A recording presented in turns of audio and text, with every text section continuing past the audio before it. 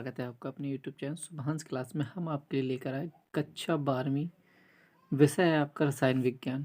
कक्षा 12वीं रसायन विज्ञान अध्याय 5 पृष्ठ रसायन। इस अध्याय से पूछे जाने वाले बोर्ड परीक्षा 2022 में 6 से 7 नंबर का पूछा जाएगा। वो सारे क्वेश्चन आपको इस वीडियो में मिलने वाले हैं, तो वीडियो को पूरा जरूर देखिएगा। यदि वीडियो पसंद आए तो चैनल को सब्सक्राइब कर लीजिएगा, बेल आइकन को ऑन कर लीजिए, जिससे हमारे अगली वीडियो की नोटिफिकेशन आपको सबसे पहले मिले। यदि आपने अध्याय 1 से लेकर अध्याय 4 तक के फुल सॉल्यूशन नहीं देखा हो, जो बोर्ड परीक्षा 2022 में आने वाले हो, तो हमारे वीडियो के डिस्क्रिप्शन में लिंक मिल जाएगी, आप वहाँ से देख लीजिएगा। तो पहला क्वेश्चन देख लीजिए, कोहरा किस प्रकार का कोलाइडी निकाय है? कोहरा जो होता है वो किस प्रकार का कोलाइडी निकाय? ऑप्शन पहला दिया गया द्रव में गैस का, दूसरा ऑप्शन दिया गया द्रव में द्रव का, तीसरा ऑप्शन दिया गया है गैस में ठोस का, और चौथा दिया गया है गैस में द्रव का। तो राइट आंसर क्या है? जो कोहरा क्या होता है? गैस में द्रव का कोलाइडी निकाय होता है। इसके बाद दूसरा क्वेश्चन देख लीजिए। ये सारे मोस्ट इंपॉर्टेंट क्वेश्चन जो इस बार परीक्षा में पूछे जाने वाले हैं, तो वीडियो को पूरा जरूर लास्ट तक देखना है आपको। मक्खन एक कोलाइडी रूप होता है जब, कब होता है? वसा परिक्षिप्त होती है जल में, जल परिक्षिप्त होता है वसा में, केसीन निलंबित होता है जल में, उपरोक्त कोई नहीं। तो राइट आंसर क्या हो जाएगा? केसीन निलंबित होता है जल में। मक्खन कोलाइडी रूप होता है जब जब केसीन निलंबित होता है जल में। इसके बाद नेक्स्ट क्वेश्चन है, क्वेश्चन नंबर तीसरा है। सारे क्वेश्चन आपके लिए बहुत ज़्यादा यूजफुल होने वाले हैं। जब वायु परिक्षेपण माध्यम होती है तो बना हुआ सॉल कहलाता है। जब वायु परिक्षेपण माध्यम होती है तो बना हुआ सॉल कहलाता है। क्या कहलाता है? एल्कोसॉल, हाइड्रोसॉल, बेंजोसॉल या एरोसॉल। तो राइट आंसर क्या हो जाएगा? एरोसॉल। क्या कहलाता है? एरोसॉल। नेक्स्ट क्वेश्चन है, क्वेश्चन नंबर 4। झाग अथवा फोम किस प्रकार का कोलाइडी विलयन है? झाग अथवा फोम किस प्रकार का कोलाइडी विलयन है? द्रव में गैस में द्रव का, पहला ऑप्शन है द्रव में द्रव का, द्रव में गैस का, गैस में ठोस का। तो राइट आंसर क्या हो जाएगा? द्रव में गैस का। झाग या फोम किस प्रकार का कोलाइडी विलयन है? तो ये कैसा है? द्रव में गैस का। Question number 5। निम्न में से कौन सा प्राकृतिक कोलाइड नहीं है? निम्न में से कौन सा प्राकृतिक कोलाइड नहीं है? रक्त, NaCl, NaCl को क्या कहते हैं? नमक। रक्त, NaCl, शर्करा, RCOONA, इसे बोलते हैं साबुन। तो इनमें से कौन सा नहीं है? प्राकृतिक कोलाइड नहीं है। तो रक्त एक प्राकृतिक कोलाइड है, NaCl प्राकृतिक कोलाइड है, शर्करा प्राकृतिक कोलाइड है। क्या नहीं है? साबुन। क्या नहीं है? RCOONA, यह एक प्राकृतिक कोलाइड नहीं है। इसके बाद क्वेश्चन नंबर नेक्स्ट है, क्वेश्चन नंबर 6 देख लीजिए। किसी विलायक में परिक्षिप्त पदार्थ के कणों का आकार 50 एंगस्ट्रॉम से लेकर 2000 एंगस्ट्रॉम की परास में है तो विलयन होगा। तो यदि कणों का आकार 50 एंगस्ट्रॉम से 2000 एंगस्ट्रॉम की परास के मध्य है तो विलयन कैसा होगा? निलंबन, वास्तविक विलयन, कोलाइडी विलयन, संतृप्त विलयन। तो इसका राइट आंसर क्या हो जाएगा? निलंबन। तो कैसा विलयन होगा? निलंबन। यदि वीडियो पसंद आ रहा हो तो चैनल को सब्सक्राइब कर लीजिएगा, बेल आइकन को ऑन कर लीजिएगा। इसके बाद नेक्स्ट क्वेश्चन है, पर्पल ऑफ कैसियस है। पर्पल ऑफ कैसियस क्या है? FeOH का whole thrice sol, sulphur sol, AS2S3 sol, AU sol. तो कौन सा सॉल्व है जिसे पर्पल ऑफ कैसियस कहते हैं? तो किसे कहते हैं? AU सॉल को। सोने के सॉल को क्या कहते हैं? Purple of Cassius. इसके बाद नेक्स्ट क्वेश्चन है, निम्न में से कौन सा प्रकाशिक गुण है? निम्न में से कौन सा प्रकाशिक गुण है? स्कंदन, विद्युत कण संचलन, टिंडल प्रभाव, ये सभी। तो राइट आंसर क्या हो जाएगा? Option number C. कौन सा हो जाएगा? टिंडल प्रभाव। क्या हो जाएगा? टिंडल प्रभाव। ऑप्शन सी बिल्कुल राइट हो जाएगा। यदि वीडियो पसंद आ रहा हो तो वीडियो को पूरा लास्ट तक जरूर देखिएगा। इस वीडियो से आपको 6 से 7 नंबर बोर्ड परीक्षा में पूरे पक्के होने वाले हैं। नेक्स्ट क्वेश्चन देख लीजिए, क्वेश्चन नंबर 9 है, निम्न में जल विरोधी कोलाइड है। निम्न में जल विरोधी कोलाइड है? ऑप्शन पहला दिया गया स्टार्च, दूसरा दिया गया स्टेनिक ऑक्साइड, तीसरा दिया गया गोंद, चौथा दिया गया जिलेटिन। तो पूछा गया जल विरोधी कोलाइड कौन सा है? तो राइट आंसर हो जाएगा स्टेनिक ऑक्साइड। क्या है जल विरोधी? स्टोनिक ऑक्साइड। इसके बाद क्वेश्चन नंबर 10 देख लीजिए। कोलाइडों को शुद्ध करने की विधि को क्या कहते हैं? कोलाइडों को शुद्ध करने की विधि को क्या कहते हैं? पेप्टीकरण, स्कंदन, अपोहन, ब्रेडिंग ऑर्क विधि। तो कौन सी विधि कहते हैं? कोलाइडों को शुद्ध करने की विधि को क्या कहते हैं? अपोहन। क्या कहते हैं? अपोहन। तो राइट आंसर क्या हो जाएगा? Option C. इसके बाद नेक्स्ट क्वेश्चन है क्वेश्चन नंबर 11।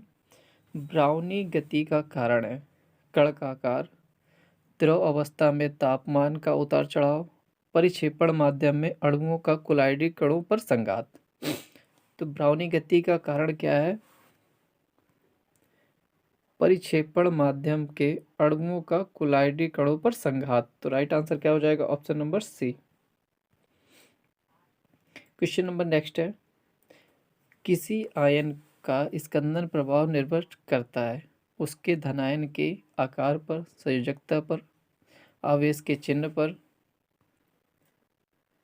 संयोजकता तथा आवेश के चिन्ह पर। तो राइट आंसर क्या हो जाएगा? संयोजकता तथा आवेश के चिन्ह पर।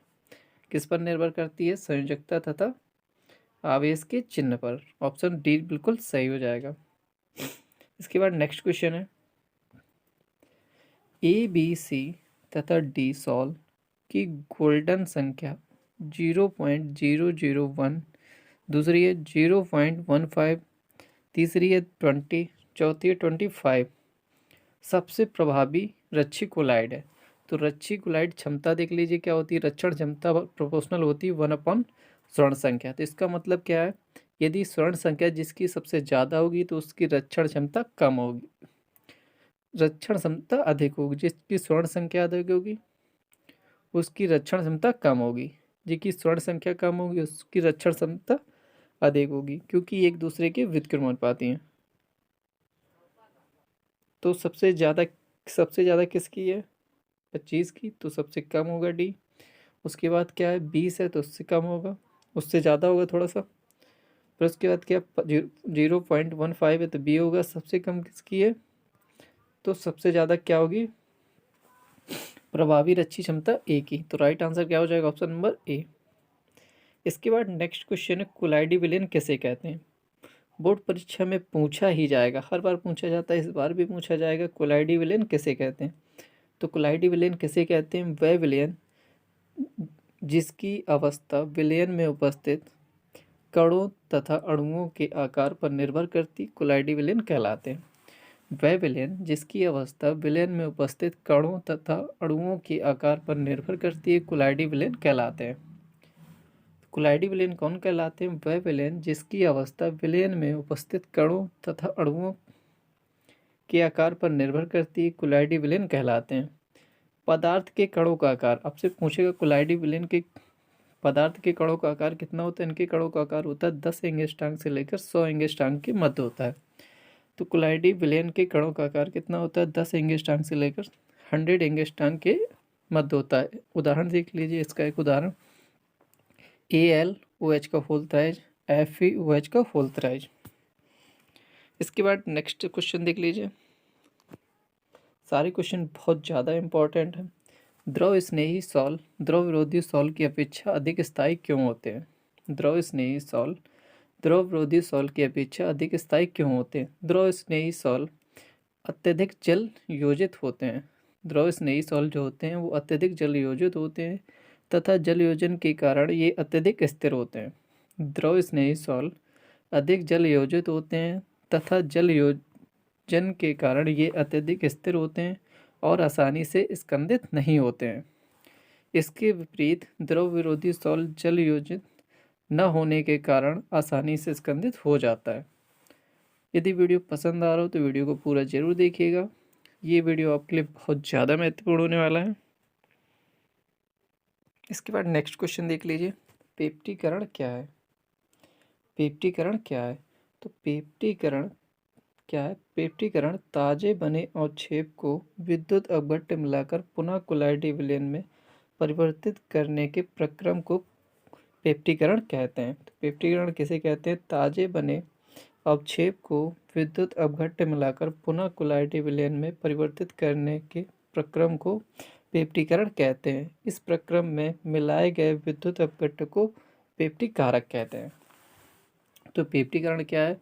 ताजे बने अवक्षेप को विद्युत अपघट्य मिलाकर पुनः कोलाइडी विलयन में परिवर्तित करने के प्रक्रम को पेप्टीकरण कहते हैं। इस प्रक्रम में मिलाए गए विद्युत अपघट्य को पेप्टी कारक कहते हैं।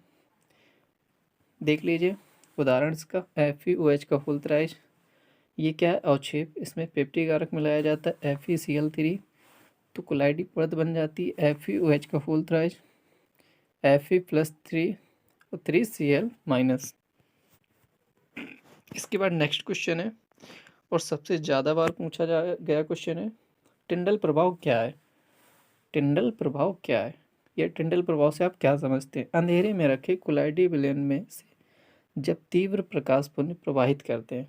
अंधेरे में रखे कोलाइडी विलयन में से जब तीव्र प्रकाश पुंज प्रवाहित करते हैं तो इन कणों का मार्ग नीले प्रकाश द्वारा दृश्यमय हो जाता है।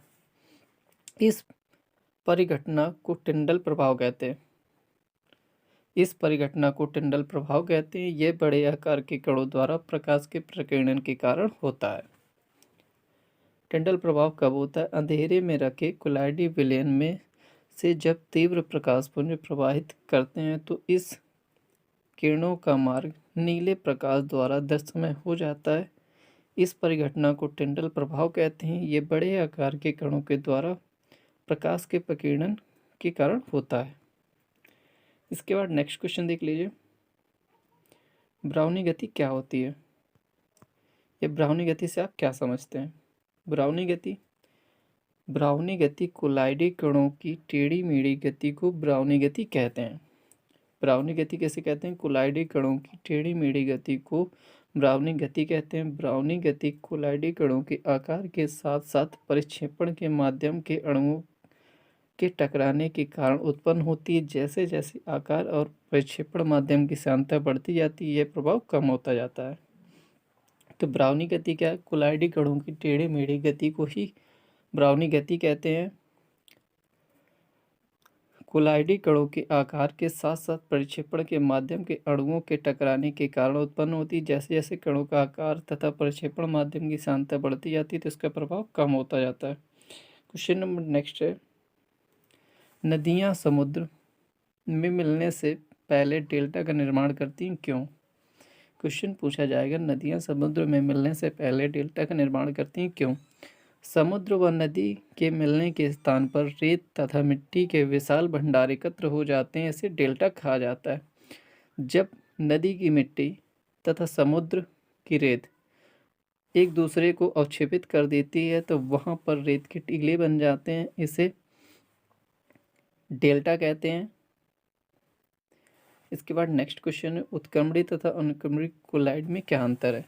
ये आपके लिए होमवर्क है। यदि ये क्वेश्चन का आंसर ना मिले तो आप कमेंट करके बताइएगा, हम आपको इस क्वेश्चन का भी आंसर बता देंगे। क्वेश्चन बहुत ज़्यादा इंपॉर्टेंट है, उत्क्रमणी तथा अनुत्क्रमणी कोलाइड में क्या अंतर है।